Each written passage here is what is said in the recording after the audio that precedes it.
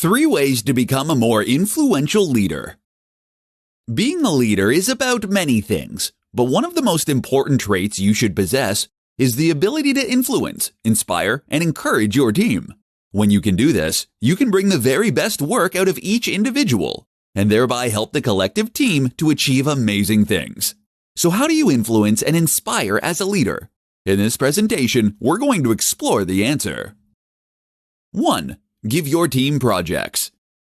Instead of micromanaging every single tiny decision in your organization, the best leader is someone who provides a rough outline of what needs to be accomplished, and then allows the team to complete that themselves. Why? Firstly, this means that you don't need to be in 100 places at once, micromanaging every fine detail. At the same time, this lets the team that you have paid do their very best work, rather than having you stifle all creativity out of them. But most importantly, giving your team ownership over a task helps them to feel more in control over what they are doing and makes the task more intrinsically rewarding. 2. Lead by example. There are few things more frustrating than a leader that does not lead by example. How frustrating is it to be told by your boss to hand in work on time, and that tardiness is never excusable, only for them to then not get around to looking after that work for weeks? When you are a leader, you need to set the tone for your office, and you need to set a blueprint for how others will behave. In a crisis, your team is going to look to you for how to respond. If you are panicking and shouting, then they are unlikely to remain productive. But if you can calmly continue with your work, then chances are that so can they. Likewise, if you want them to wear a smart shirt into the office, then you need to as well. 3. Provide credit where it is due. Providing incentives for completed work has been shown in studies not to work. This has the unfortunate effect of making people focus too much on the end goal, thus reducing creative thinking and problem solving. But what you should do is ensure that the contributions of each team member are felt and that they feel rewarded through credit. When you do this, you will create a situation where everyone wants to do their very best work because they know it is valued and seen. How to stop blaming others and take ownership of your actions.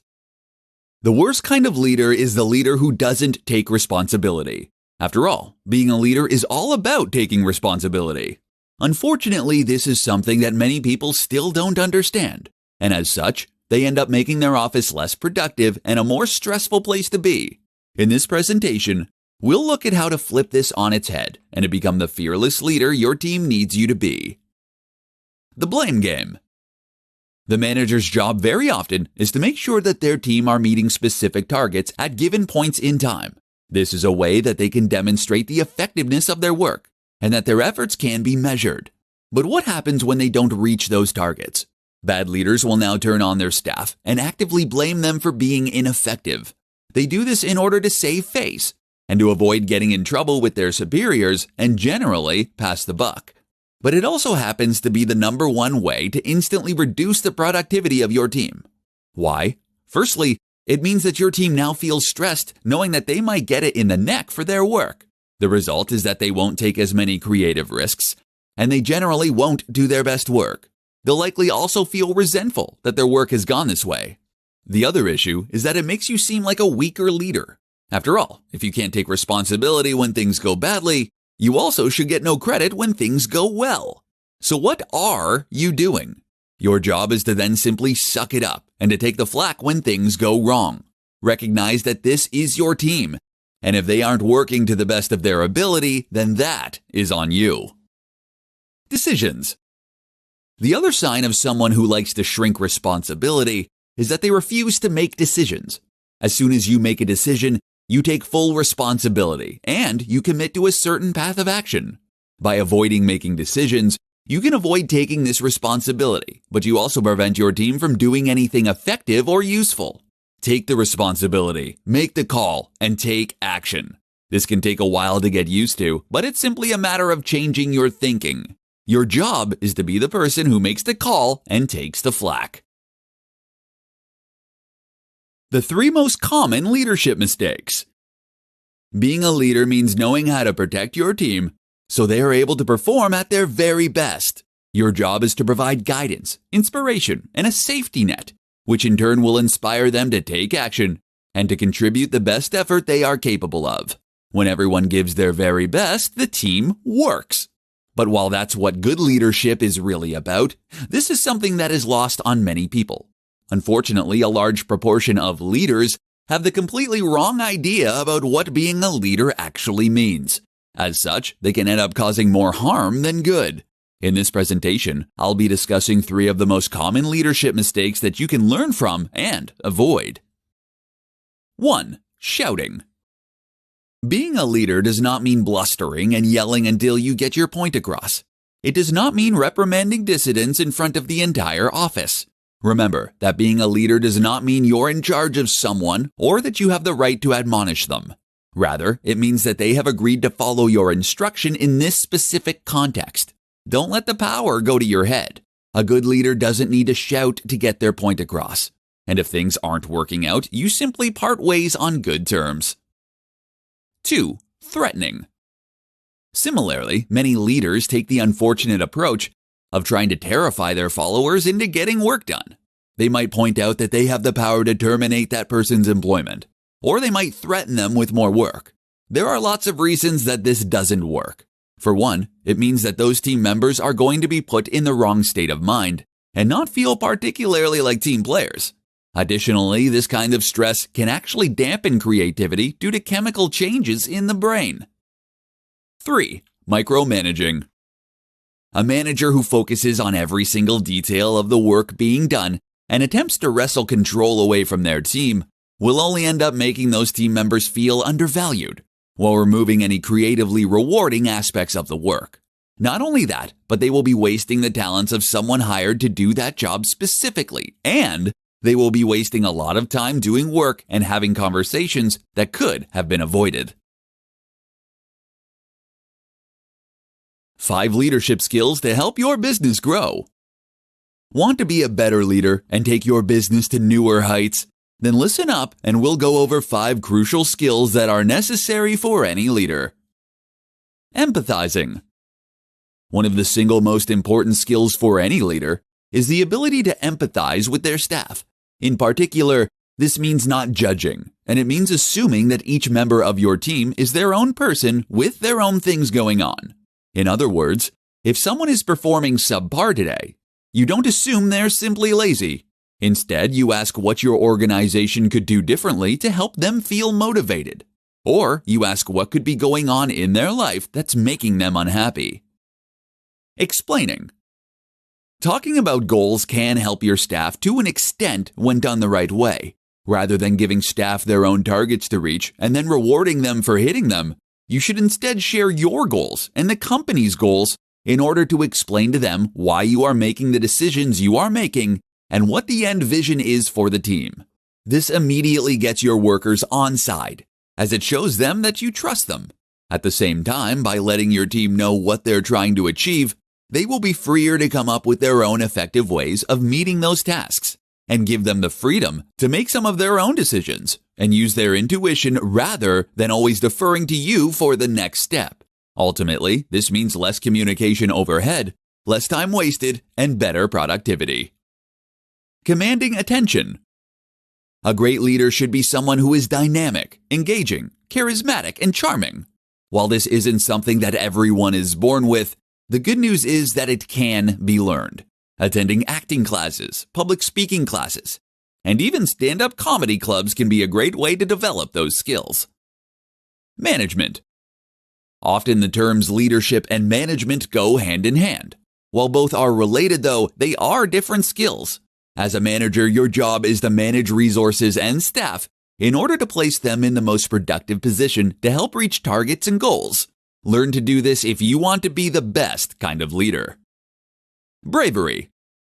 Finally, a great leader needs to be brave and courageous. Your job as leader is to take responsibility, to make quick decisions, and to sacrifice your own reputation if it means looking after your team. This all takes courage and bravery, but it will pay off in the huge amount of loyalty and respect you command among your team. Why every manager should be trained in emotional intelligence. Emotional intelligence, EQ, is a quotient used to measure how in touch someone is with their emotions. This is fairly abstract though, and there are methodological problems with measuring it, even more so than with IQ. But while that's true, it is also widely accepted that EQ is something that exists, and that is extremely important when it comes to taking charge and instructing your followers. It's something that every manager should be trained in. To illustrate this point, consider a real-life example of someone who was put in a leadership with poor emotional intelligence. This person was an editor whose job it was to read through writing from journalists, and then to make corrections ready to print. If the corrections were extensive, they had the option to send the work back to the person who wrote it. For their very first job, the editor received a large article that a journalist had written over the course of several days. The writer was proud of this work and had worked extremely hard. But the editor found several faults with the formatting, the grammar, and more. So what they did was to make a public example of the writer. They pulled them up to their desk in a crowded office and then explained loudly to the entire team how they had failed to listen to the writer's guidelines, how they had used the wrong capitalization in their title, and how they had failed to properly link out to other websites, and how they had clearly missed several typos. They made no mention of the many positive points of the article, and they were rude about the overall quality. The result? The writer felt completely underappreciated for the work they had put in. Not only that, but they felt humiliated in front of their coworkers, and they felt especially aggravated that this was coming from someone brand new that they had never worked with before. The next time that the writer had to deliver a similar piece of work, they spent significantly less time and effort on it, and therefore delivered an inferior product. Not only that, but they took much longer than necessary to correct the mistakes. How could this have been handled? The editor could have spoken to the writer privately. They could have started by thanking the writer for their work and pointed out some of the qualities that made it a great piece of work. Then they could have mentioned that there were a couple of small issues, and if that they could be corrected as soon as possible, then the work would be good to go. The difference here is huge, and over the course of countless interactions and countless months, it can completely transform a workplace. EQ is critical to leadership. How to speak so others will listen. As a leader, one of your first challenges is to learn to command attention, to speak so that others will listen. After all, how can you instruct your team and get the best out of them if they won't listen to what you have to say in the first place? In this presentation, we'll discuss how to command attention and respect as a communicator and a leader. Believe in what you're saying. The number one thing that makes someone appear more charismatic is passion. If you genuinely believe in what you're saying, this will light up your entire face and body. You will speak not only with your mouth, but also your gestures and your eyes. When you do this, you convey that what you are saying is important and exciting, and you instantly command attention. Try to tap into the emotion behind what you are saying. Why is this important? Why are you excited? Anxious? Angry? Another way to do this is to relate the story to something that matters to you or your team personally. In other words, take a narrative structure and weave a story. Speak less. Of course, you can't always channel this kind of emotion. If what you're saying isn't that important, then you won't be able to sell it as though it is. So what's the answer? Simple. Don't say it. Talk a little less, and you'll find that the times you do speak up are the ones that are far more important. By doing this, you will create a situation in which people want to listen to you, in which they want to know what you have to say. Use pauses. Likewise, when speaking, you shouldn't be afraid to use long pauses and moments of silence. These silences help to add a dynamic flow to what you are saying, and they encourage your audience to really listen to what you are saying. Being quiet can be a great way to build suspense and interest when telling a story, and it can be a great way to demonstrate confidence. Most of us are too afraid to be silent, as we think we'll lose our audience. Therefore, if you have the confidence to stand at the front of the office and not say anything, your staff will know that you aren't desperately trying to seek approval. Suddenly, what you have to say gains that much more importance and gravitas. Why emotional intelligence is crucial for effective leadership. What is the most important feature of a great leader? Is it the ability to stay calm in a crisis, to bark orders, or to command respect and fear. No, the most important feature of a leader is to understand people. This comes down to emotional intelligence, the ability to understand, predict, and ultimately influence the emotions of others. There are many situations where this plays out. For example, when someone fails to do their best work repeatedly, you might be tempted to accuse them of being lazy. The emotionally intelligent manager, however, will understand that this person might be having problems at home, or they might simply not find the work they're doing rewarding. So you should ask, how can you make that work more intrinsically rewarding for them? This will get much better results than just storming and shouting. Likewise, if you're unhappy with something a staff member did, your job as an emotionally intelligent individual is to instruct them on what they did wrong, but in such a way as to not upset them or to make them feel undervalued. How to take control in an emotionally intelligent way. We've already seen that using the threat of punishment is an ineffective way to get staff to work harder, and that it will only cause them to be less productive and inventive in the way they approach tasks. But if coming down hard on your staff isn't the answer, then how do you compose yourself to create the image of a leader? The same goes for reprimanding staff. If you shout at them publicly, you will only create enemies and resentment.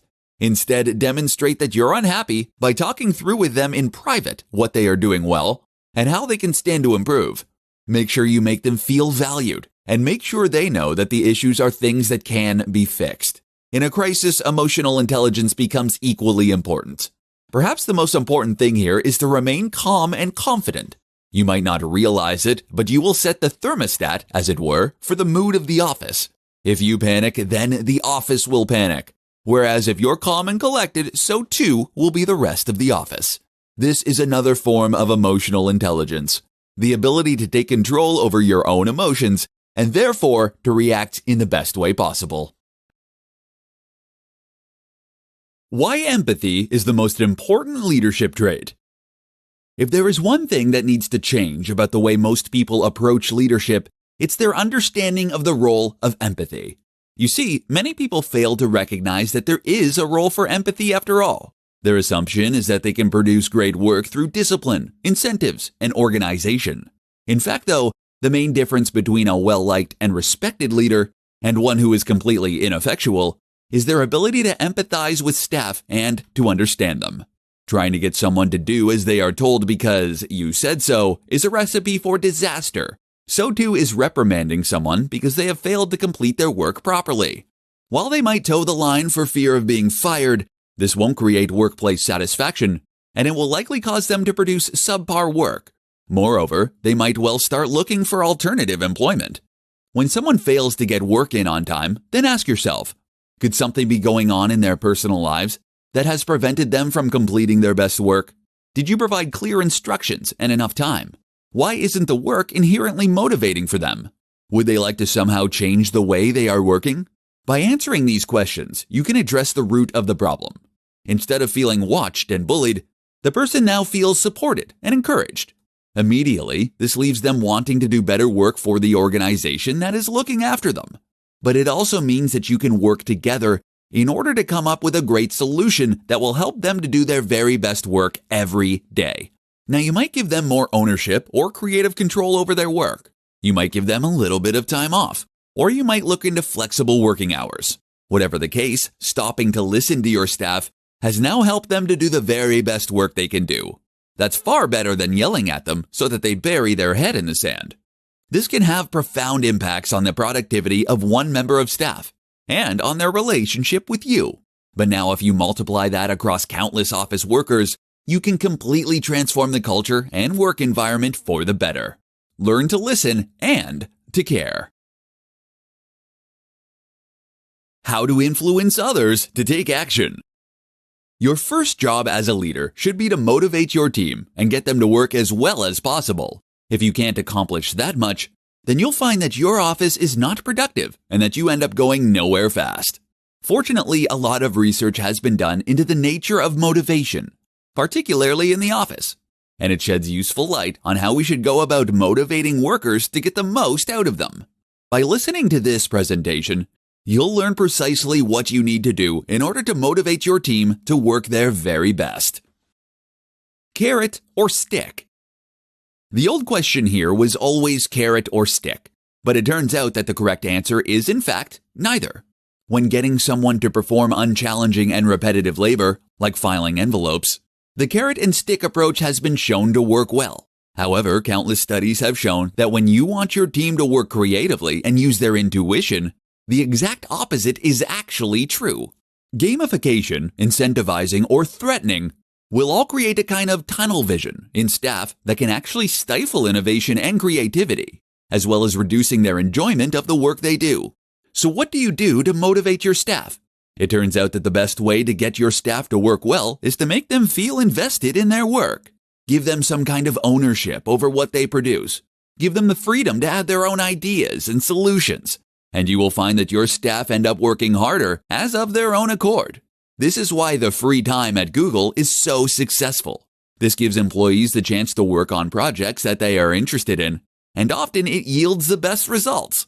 Likewise, when you take an existing task that needs completing, and you give someone the control and freedom they need to decide how that work gets done, you'll find you instantly increase their emotional investment in the task. Instead of controlling every action a person takes, you are giving them ownership of a project or a department.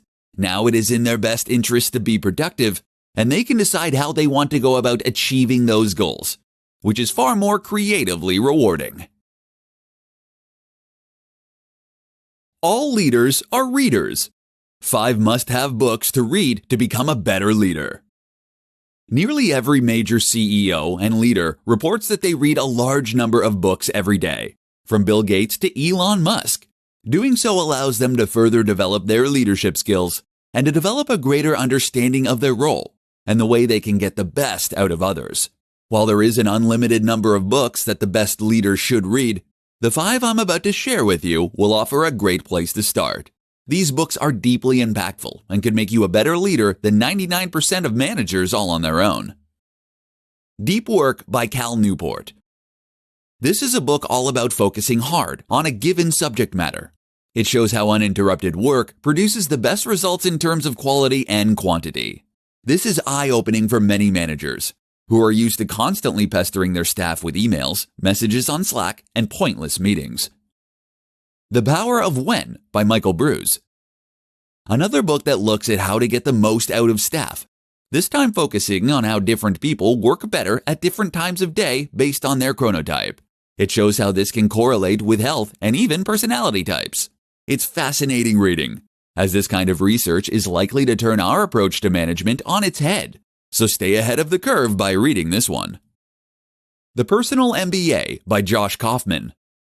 The Personal MBA is a business masterclass in a single book that also incorporates many concepts that relate directly to management and leadership. This includes understanding group dynamics, motivation, and more. Start with Why by Simon Sinek. This is an extremely powerful book that discusses the importance of understanding the why behind any business.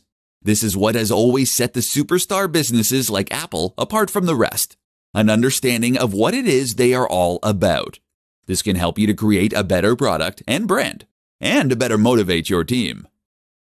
Super Freakonomics by Stephen J. Dubner.